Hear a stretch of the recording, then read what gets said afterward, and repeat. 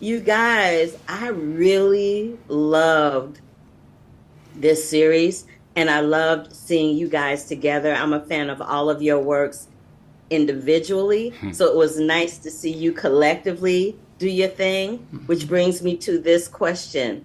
You guys had all these scenes where it was, either Reggie with Cleo or Ferdy with Cleo or Maddie or, Slappy with Cleo. But then there was that one time that y'all got to do it together.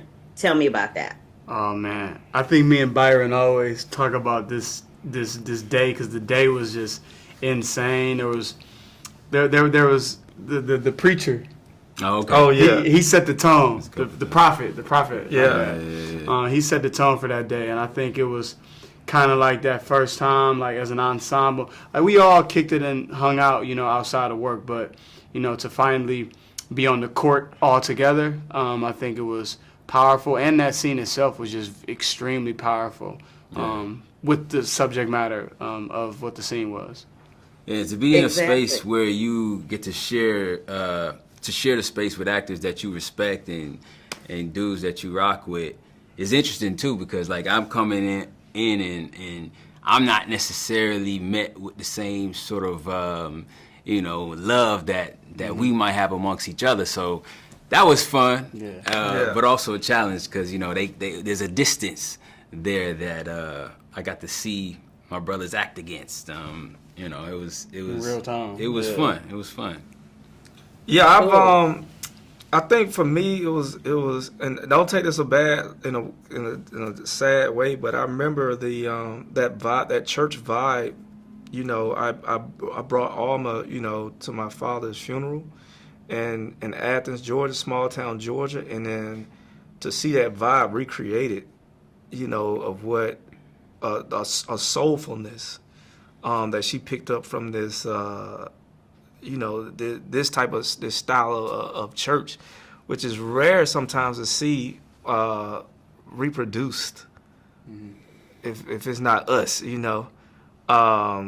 So to me that, and then having all of us there, and then being able to play, because that was a long day. So that's what made it memorable for me, and that was one of our scenes that we really. I think it really had dialogue. Yeah. It felt like we was really at church. Yeah, Swear. that's what it felt like. It felt like we really was at church. Yeah, so it was cool. I love that. Real quick, tell me if you are a fan of true crime and what's your favorite thing to watch?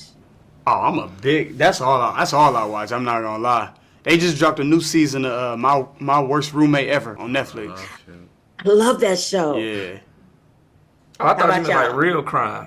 like I know criminals. live. Yeah, I know. She's talking about criminals. TV show. Oh, TV show? No, I mean, Who your favorite criminal? Who's your favorite criminal? man, let me see. No, just playing. But Long short strangler. so safe Yeah. crime. I'm a fan of safe crime. Okay. Like All Bitcoin right. I hackers feel and you. stuff like that. Tearing the tag off a mattress type thing. Yeah. That's I criminal love how activity. y'all said y'all know true criminals in real life. That's pure comedy right there. I wish I had more time with you guys. You're very wonderful to talk to. I appreciate you taking time for me today. And again, really brilliant work in The Lady of the Lake. It was absolutely stellar, and I'm looking forward to seeing what happens for y'all after this. Like I said, I'm a fan. Thank you I so much. appreciate it. Appreciate you. Thank you.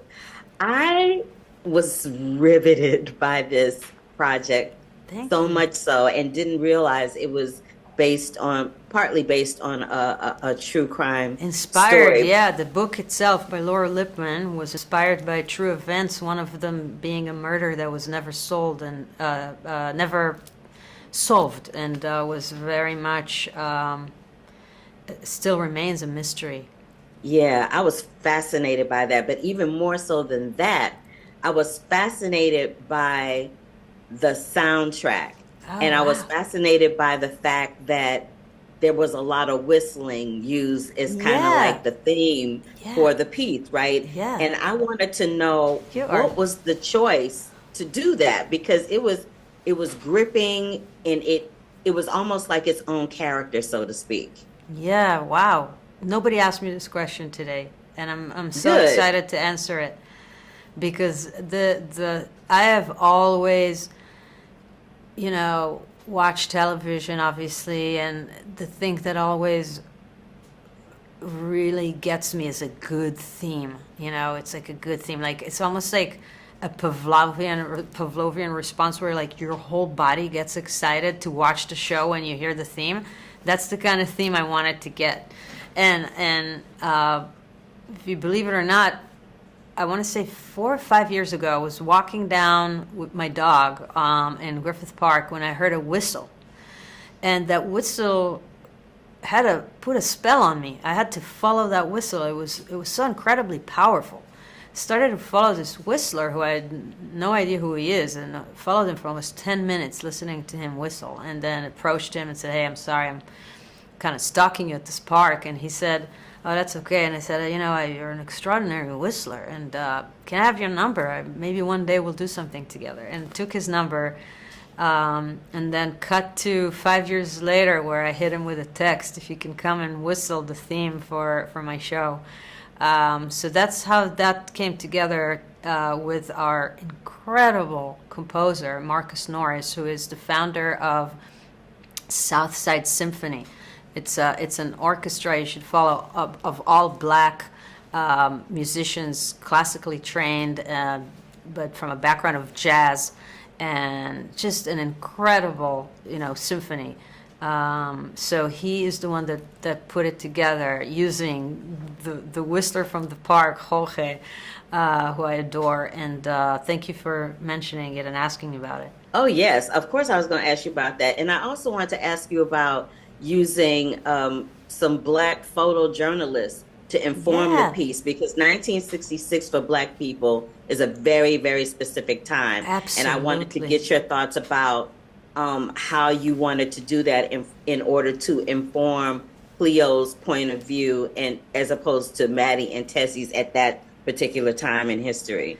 Yeah, such an important pivotal moment in America at large, but for like you said, Black folks specifically, and obviously the events of 1967 that has led to really a change in Baltimore that till this day is the reason we don't know about the history of Baltimore, and what a center it was for culture and for music. And this show is in many ways a love letter to a lot of Black music and jazz, and specifically Black women, musicians and singers who have, I think, changed my life. And I don't know who I would be without Nina Simone, Lauryn Hill, Erykah Badu.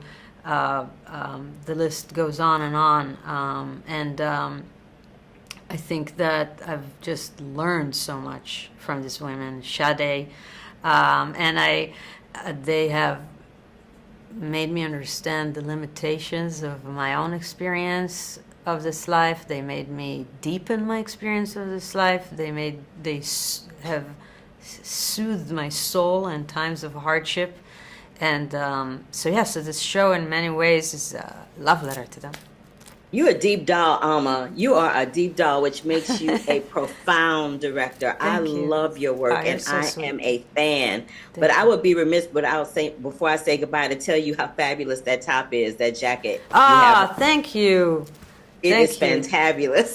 Thank you, man. That's by an artist. She hand-painted all of it, 69 Tears. I love these guys. I'm a huge fan of them. I love that jacket. Well, thank you so much for your time. That's my time. But I'm looking forward to the moment that I get to talk to you again. I really enjoyed. Me too, and I'm so happy you emphasize the things you did, and thank you for hopefully spread the word and let people know the things you notice, because your point of view is special. I appreciate you. Thank you so much. I'll see you soon. Thank you. Peace. You too.